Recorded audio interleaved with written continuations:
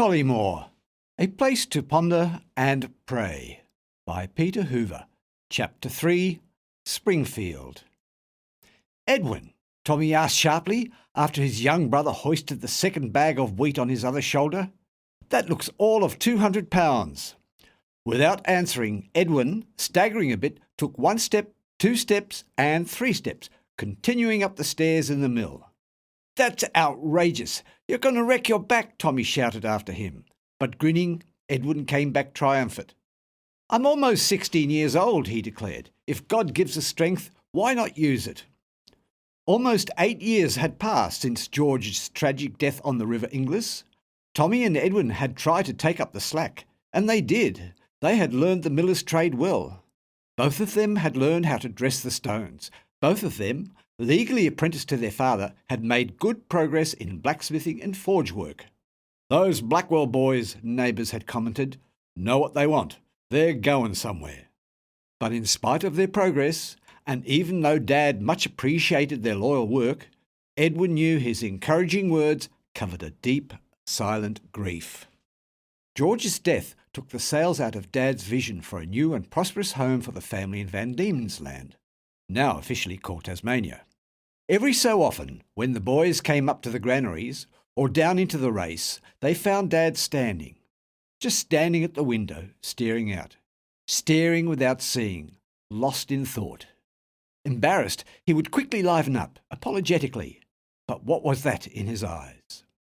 Although young, Edwin discerned correctly his lasting grief and inner pain, mingled with fear. Dad feared that the whole Van Diemen's Land project, as he called it, might fail. Mum had her Margaret's kin around her, but Dad had none. He missed his brothers, his friends, and his steady work back in Leicestershire. Here, although things progressed slowly, the future seemed cloudy. So many families had already left for greener pastures in the newer British colonies of Victoria, South Australia, New South Wales on the Australian mainland, especially during the Victorian gold rush. Now what remained around the Newry Mill along the S seemed dismal. Elderly couples, drunkards, ex-convicts and ne'er-do-wells. Although Dad, looking more gaunt, almost haggard as time passed on, gratefully recognised the boys' growing confidence and steady development into promising young men. Still able to laugh off and tackle the most formidable challenges of their new homeland, both Tommy and Edwin figured out, over and over, how to proceed. Muddy Plains, people had named the Esk Valley for its notoriously difficult terrain during the rainy winter months. Winter from May through August, over and over, wagons from the Newry Mill to Longford or Launceston bogged down in the mud, horses thrashing about, down in the mire to their bellies, wagons abandoned, sometimes for days, while the rain came down. "But we never really get stuck," Uncle John Markets had commented, "as long as we can get hold of those Blackwell boys." During the fall, through March to April, both Tommy and Edwin helped farmers with the grain harvest, swinging scythes, starting at Longford and working their way eastward to Deloraine and out to the Kentish district. The Blackwell boys enjoyed their time with the rest of the reapers, most of the time. Things tended to get rowdy in the evenings. Corks popped and stories that would have shocked the Blackwell parents became wilder and worse as time continued. But with a few young men Edwin's age, he managed to make friends. 2 of them Irish, Sean O'Grady and Cyril Ryan. Both of them said they had come from Hobart Town, and though no one talked about it, everyone knew their families must have landed in Tasmania as prisoners. Edwin noticed at once that Sean's clothes were too small and in bad repair. When the women served food, he kept reaching for more. Was he always hungry? Edwin gladly worked side by side with Sean, and when he finished his swathe, he often turned back to help him catch up. One of the farmers of the Kentish district, Hugh Blair, so impressed by Edwin's persistent work swinging his scythe hour after hour on a sweltering March day, insisted on paying him double for his work. "You earned it, laddie," he said. "I watched you. You stayed ahead and stuck to it all day long, even while the rest stopped to wipe their brows or pull out their canteens. You earned it, boy." In the winter of 1865, the 22nd of July, Carolyn Blackwell, Edwin's elder sister, stood with John Ridge at the Church of England in Longford to get married. Edwin liked John.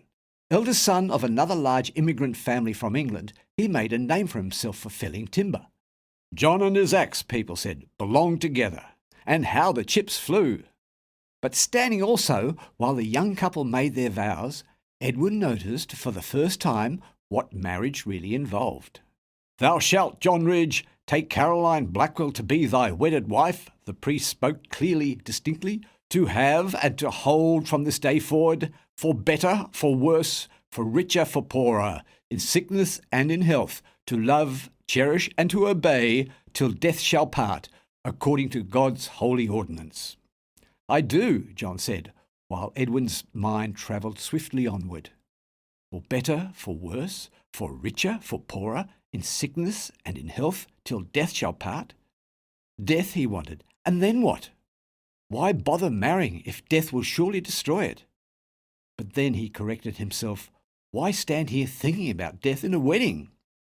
After their marriage, John and Caroline joined the growing westward movement. West, past the Kentish district, to the Table Cape area in what became the new county of Wellington, on the far northwestern corner of the island of Tasmania. Great tracts of the Van Diemen's Land Company, John had announced earlier, are now coming up for sale. All of it surveyed and divided into farm-sized pieces. Excellent red soil on top of that. "That's what they say," Dad had agreed. "But you're not looking at farms and fields. You're looking at bush, some of the densest wilderness and tallest trees in the British Empire. You could well spend the rest of your life in clearing one farm, if you bought there." John had laughed. "Oh, not that bad. I have an axe, and by the way, we do not cut the timber, we just ring-bark it, and in a few years those towering trees will come tumbling down." "To be sure," Mum had interjected. "And where will you be when they come down? In a storm, in the night, and where will your house stand?" "No worries, Mum," John had assured his mother-in-law. "We'll make one small clearing in the old-fashioned way, and our house will sit there, safe and sound. You come visit us, and we'll show you." The wedding behind them, John and Caroline left to the west, and the Newry mill? Would it survive? Dad had grave doubts. Business had waned.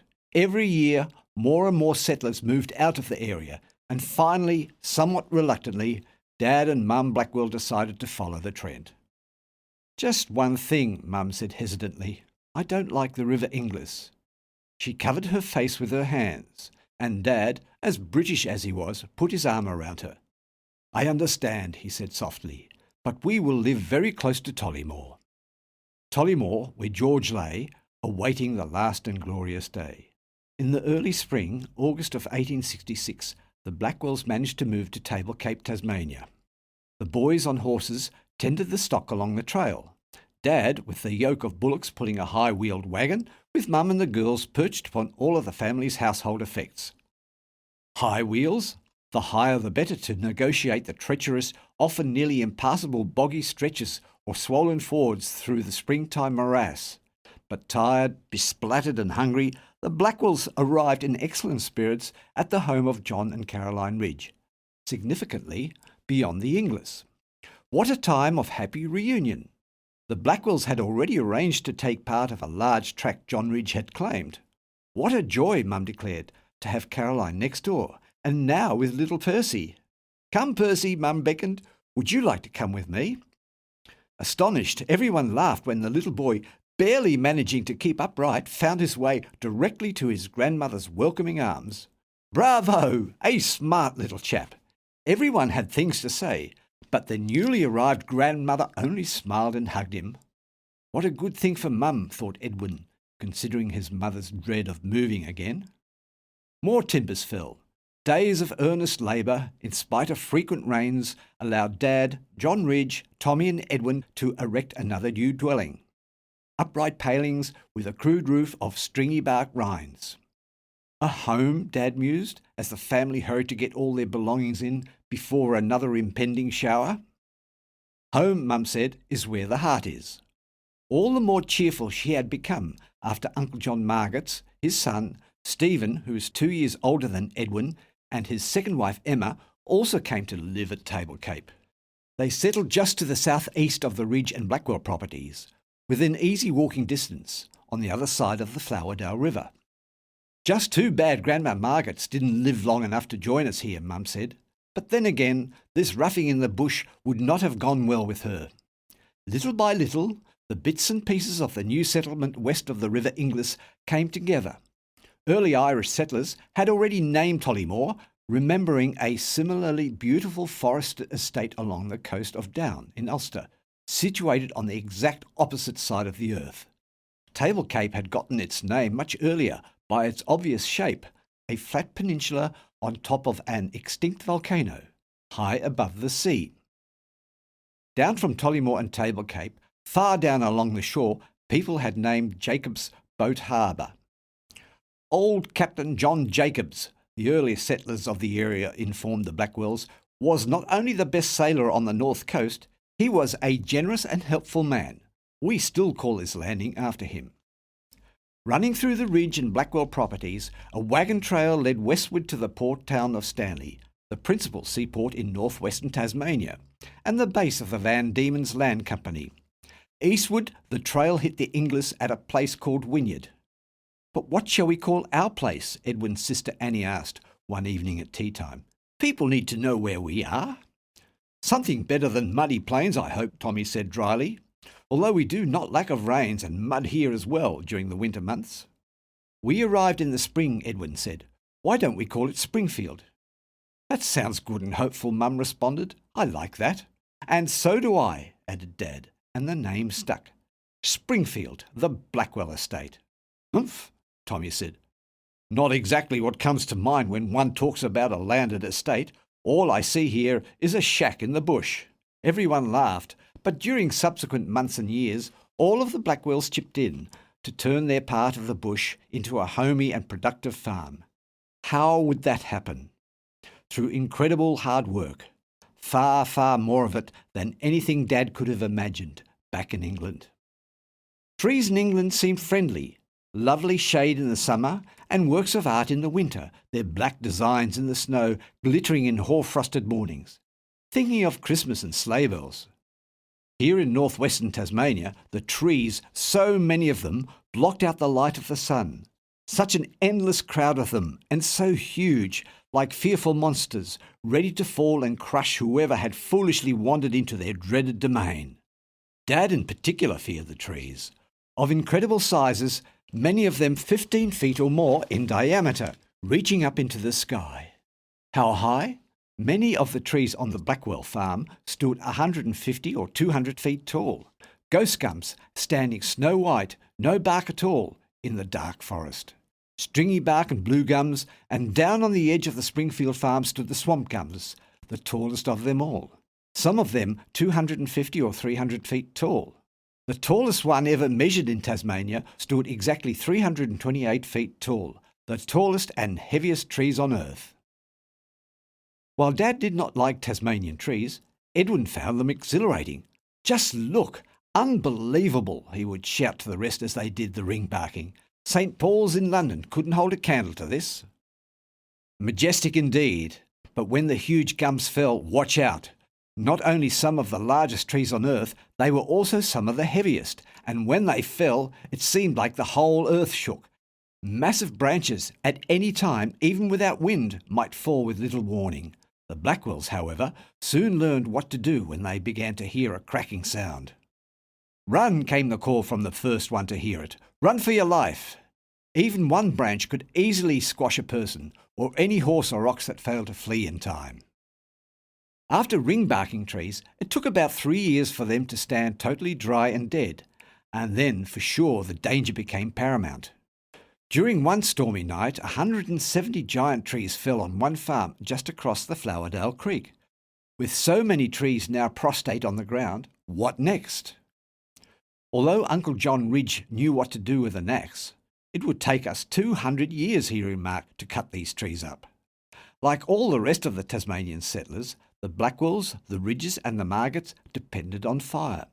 In the dry season, the summer months from December to March, great plumes of smoke rose from the north coast settlers. Such huge billows of smoke that they travelled across the Bass Strait into Victoria, and some, even in New Zealand, complained about all the smoke coming their way. Mum and the girls did not like the smoke, nor the ashes filtering through the new but rustic house the boys had set up. "So much to wash," Annie grumbled. "We'll wear out our washboards."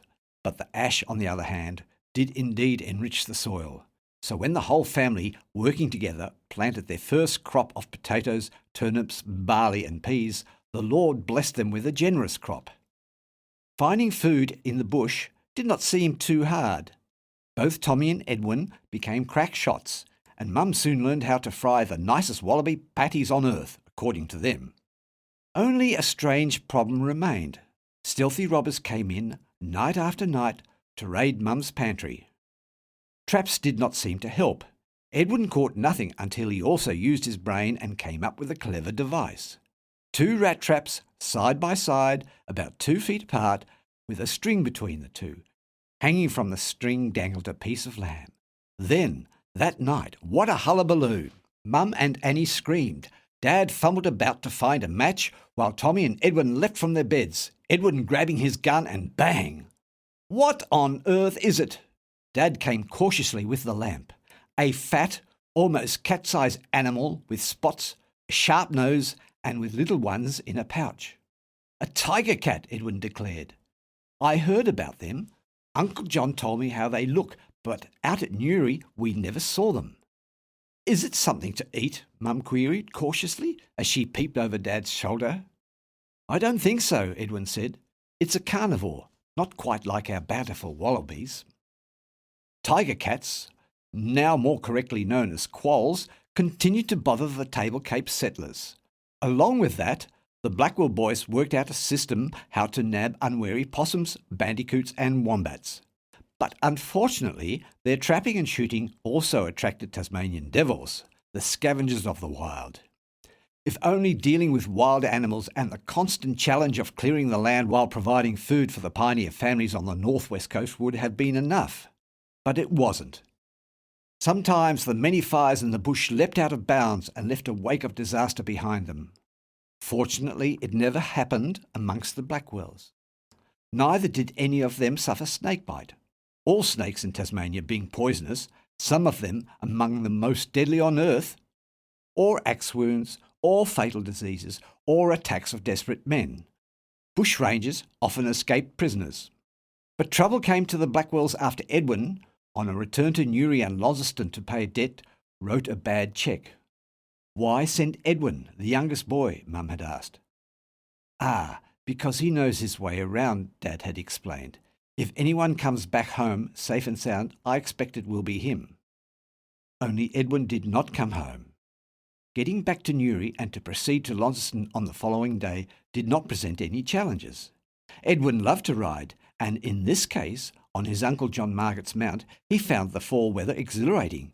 Everything went exceptionally well until, at the Grand Hotel, where he had hoped to leave his horse, he met Sean. "Sean O'Grady," Edwin slapped hands with his reaper friend. "How's it possible that I see you here?" Sean, on the other hand, seemed exceptionally eager to see Edwin as well. Glancing about, and with no one close by, he lowered his tone and said, "Hey, I'm in trouble. Any chance you could help me?" "I'll do what I can," Edwin assured him. He knew full well that Sean had come from a tough home. "What do you need?" "I'm staying at a boarding house," Sean explained, "to your member Sil Ryan. He has a younger brother, Wade. He stays here with me and we work together." "What's your job?" Edwin asked, appraising Sean's current condition. For once he had clothes on that fit, even though it seemed he had grown some. All he needed was a haircut. His thick dishevelled hair, raven black, hung down to his eyes and covered his ears. "Oh, we help with the horses at the hotel. Hostlers, you know, as needed." A moment of silence followed until Edwin asked, "Is that all you do?" Sean looked uncomfortable. "Pretty much," he said, "but I need money right now. £1 3 to be sure." "Why?" "I borrowed Wade's horse last week and he had a nice saddle, almost new, and I lost it. Now he tells me I cough up or he'll report me." "That sounds tough," Edwin said. "All I need to do is order another saddle just like it," Sean continued. "And they come from Victoria, from Melbourne. One makes the order here at Joseph Solomon's shop on Cameron Street, and whatever one orders comes back in a week or two. I know how to do the orders, no problem, but the Jews at the shop won't send it off without the money in their hands. In this case, £1 3 shillings. Understandably, Edwin said, but I don't have the money. Not right now, at least. Why did Wade get so cross at you and threaten to report you? Had you asked to borrow his horse? Well, all right, with a hint of desperation in his eyes, Sean explained. I took the horse while he was, well, sick, and when I wanted to come back, it was in the night. The saddle was gone. Doesn't sound good, Edward meant to say more, but Sean quickly continued. You'll find the money. Your dad has money, right? And we'll fix the problem. No big deal. You've always been a loyal friend, Eddie, all the way back in the Kentish district during the harvest, and I crossed myself when I saw you now. I know St. Patrick would help me now, and to be sure, once we straighten up the mess with Wade, I'll tell you what, tonight they're boxing down at St. Leonard's again, and with no money at all I can easily get you in to watch. We do it from the loft. You'd love it. Have you ever been to see a real match? Not professionally, Edwin admitted, but 13 hours later, long after Edwin had transacted his business at the Launceston Bank for Savings, and after coming back, safe but not sound from St. Leonard's, Edwin found himself drifting off to sleep. Uncomfortably. First because he shared Sean's lumpy bed, only made for one, and second because of what had all happened that day. On one hand, Edwin felt sick and strangely fearful. What would Dad, or even worse, Mum and Annie think if they knew where he lay and why? On the other hand, Dad might have said, well, Edwin, you did what you had to do, helping out a friend. To be sure, he had made peace. Now in the dark he lay in the cramped quarters of both Sean and Wade, and all three of them had spent a capital night out in town, St. Leonard's being a borough of the city of Launceston. Yet, groggily in the morning, was it still morning, Edwin sat at the table in the boarding house with half a dozen bleary-eyed men and boys. Thinking nothing, not even hungry, he did not turn to see when the front door swung open. With a gust of cold air, a burly constable stepped into bark. Edwin Orlando Blackwell, anyone here with this name? Speak up. It seemed like a dream. It could not be true. But through all of his years of polite English training, Edwin found himself saying, Yes, sir, I am Edwin Orlando Blackwell. You have transacted business in the Launceston Bank for Savings yesterday? Yes, sir. You are under arrest. His unclear mind reeling, Edwin, promptly handcuffed, followed the constable out the door. That way, the man snapped, pointing to the left. Walk straight ahead and I will follow. Armed. The entire morning and the following 3 days continued dreamlike. A bad dream indeed, but no welcome awakening came.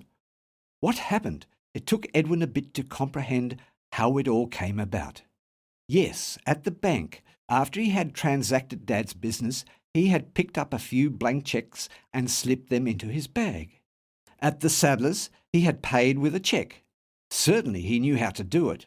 No, he had not done it before, but he fully expected to explain to Dad what he had done, and of course, since Dad wasn't here, he needed to sign himself. Was that a problem? Well, evidently.